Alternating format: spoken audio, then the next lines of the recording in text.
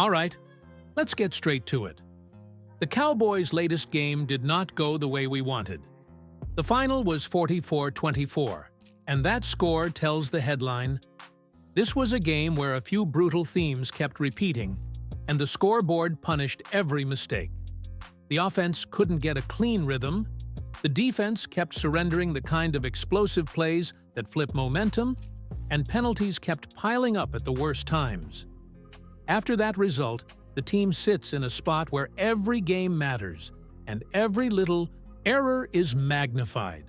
If you watch the whole thing, you notice the same moments over and over. Denver's ability to create splash plays, and the Cowboys' tendency to hand them help with penalties and missed assignments. The Broncos had 11 plays of 10-plus yards that really added up, and the accepted penalties on Dallas finished at 9 for 80 yards. When you combine those two things, big plays allowed and self-inflicted yardage, you get a quick explanation for why drives that should have been manageable turned into long scoring swings against us. I want you to think about that for a second. Was it the mental mistakes, or did scheme and personnel force those mistakes? Drop a quick comment now. Penalties or big plays, which hurt more? We also saw Dallas get pushed around in the pocket more than usual. Prescott was under heavy pressure repeatedly, and that disrupted timing across the offense. When the QB can't settle in, the run game and play action lose their bite, and third downs get ugly. The team finished with 339 total yards and only 24 points, numbers that look worse when you remember the offense ranked near the top of the league coming into the stretch. Be honest, did the offense look like itself to you? Type Y or N below. On the bright side, there were little flashes. An interception by Trickweez Bridges on the opening drive showed the guys can make plays, and the front office coach room still has some young options to lean on. But football is about consistency. And this was a messy day. Injuries and personnel moves forced guys into roles they maybe aren't ready for yet, and that showed on coverage and tackling in space. We'll get into the injury and depth problem next, because that's where a lot of these breakdowns start. Before I go on, one quick ask. If you like honest, no BS breakdowns like this, and you want us to keep grinding through every Cowboys game, please subscribe and help push us towards 16,000 subs. Hit like if you want a deeper X's and O's breakdown next. All right, let's dig into how the defense handled Denver's big plays and what the depth chart looked like out there. If you're ready, I'll jump into the defensive breakdown next. Now, let's break down the offense, because this is where a lot of fans are looking for answers. Dak Prescott had a rough day under pressure, and it really showed in the stat line. He finished with 2 interceptions and a couple of near misses that could have extended drives. The pocket collapsed too often, leaving him scrambling or forcing throws he normally wouldn't make. And when the QB is under that kind of stress, everything else, the timing with receivers, the run game, even play action, just loses its edge. You could see it in the way the Cowboys stalled on multiple third downs, especially in the first half.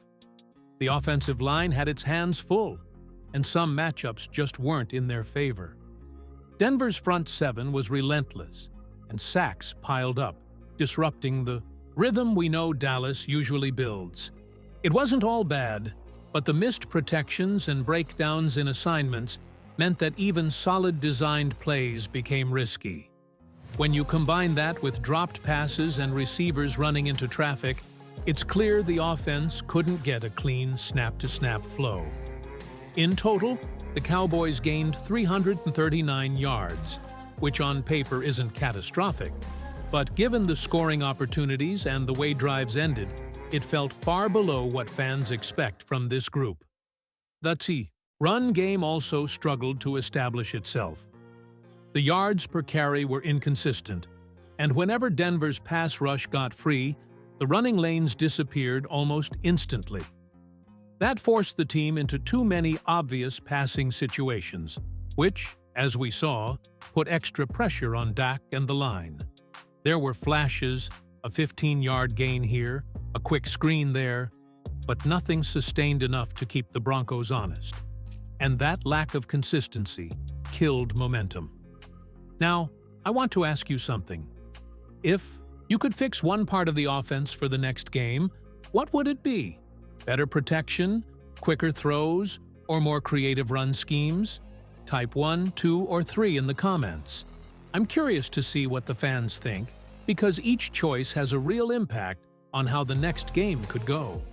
Despite the struggles, there were a few plays that showed the talent is still there. Some passes hit receivers in stride, and a few run plays broke through the first layer of defense.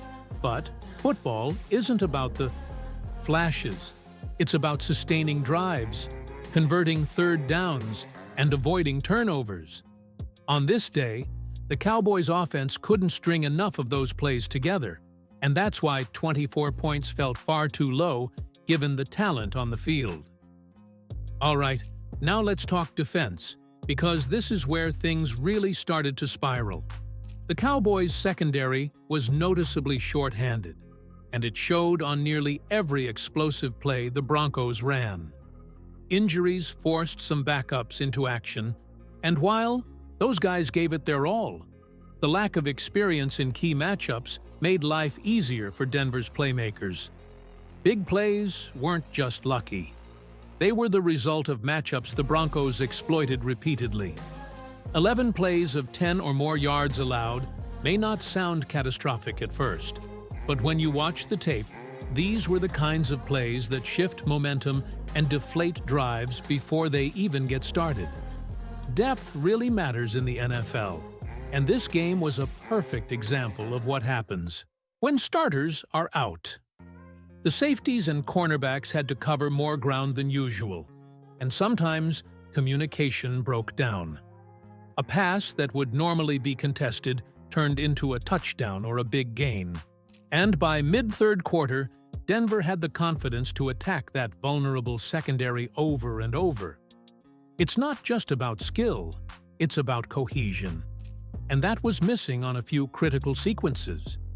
The defensive line had moments where they applied pressure, but consistency was lacking.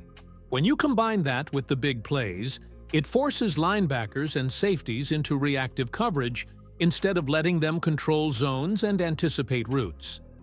Those long gains we saw weren't flukes. They were opportunities created because the Cowboys had to play catch-up due to earlier penalties and stalled offensive drives. Every big gain compounded the frustration and made the team more predictable on the next series. Here's a question for you. Who do you think should step up next game in the secondary? Drop a name in the comments and let us know why. Do you trust the backups, or do you think the starters need to be healthy before this unit stabilizes? Despite the struggles, the defense did have some bright spots. A few tackles for loss and timely pressures reminded us that talent exists across the roster, and when communication clicks, these guys can be tough to move. But consistency is key, and this week the combination of injuries, backup rotations, and missed assignments allowed Denver to keep drives alive and make explosive plays look routine. Now let's dive into the penalties and mental mistakes, because this is where the Cowboys really shot themselves in the foot. The team had 9 accepted penalties totaling 80 yards, and when you watch the timing, many of these came at the absolute worst moments. A promising drive turned into a long third down, or a big gain was erased because someone lined up off sides or held a defender. It's the kind of self-inflicted damage that makes a tough game even harder.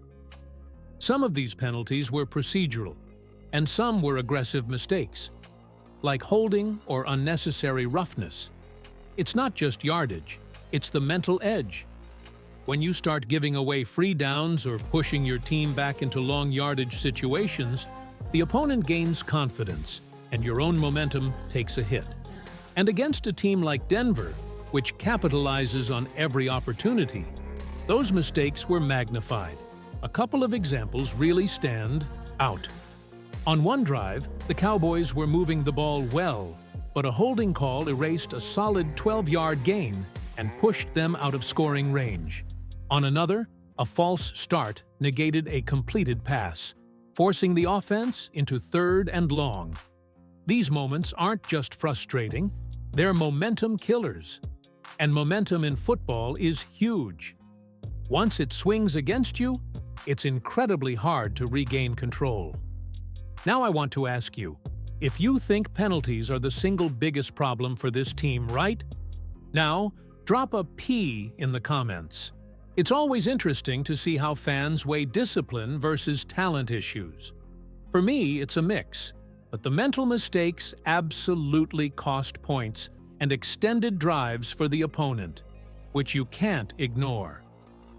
Despite all this, there's a silver lining. Identifying the mistakes is the first step to fixing them.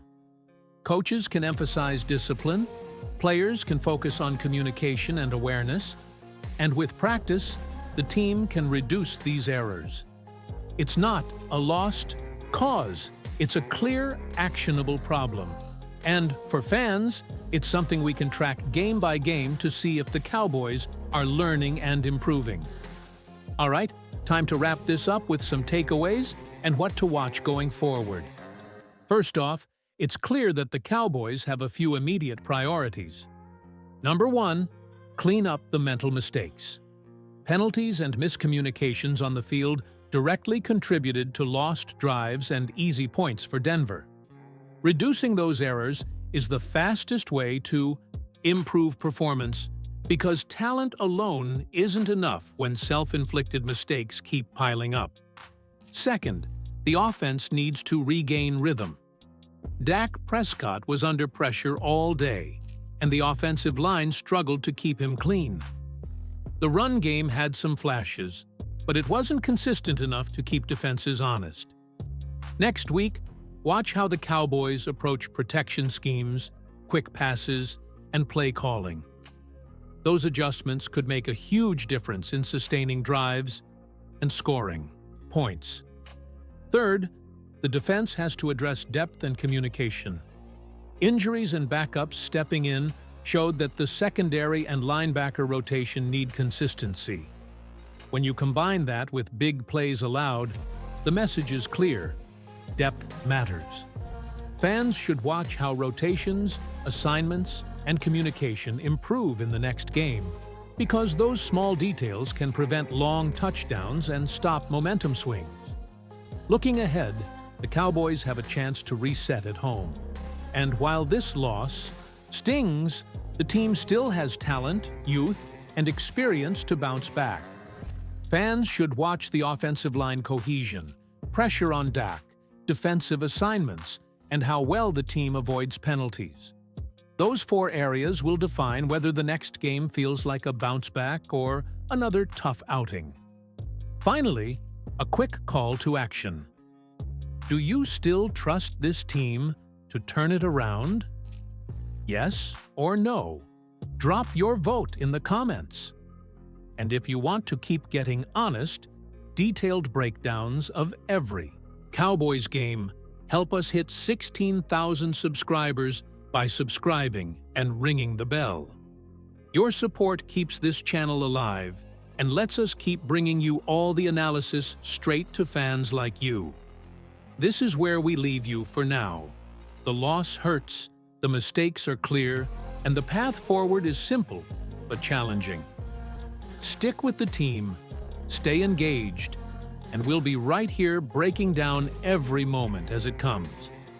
Next game is the chance to reset, and for fans, that's something to be excited about even after a tough day.